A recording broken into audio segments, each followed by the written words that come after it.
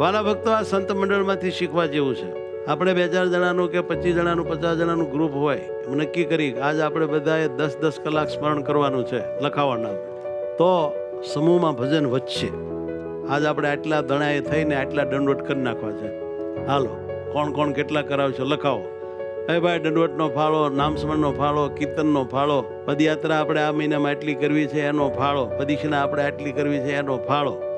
આમ તમે લોકો ફાળા કરો એમાં અમે રાજી.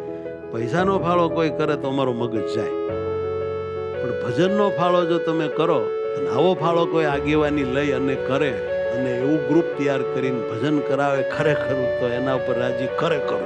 તો સાધુએ ફાળો કર્યો કે આપણે ભગવાનને અને ગુરુજીને બધાને રાજી કરવા આજ 50,000 દંડવટ વરુથીની એકાદશીનો દિવસ કરવા છે.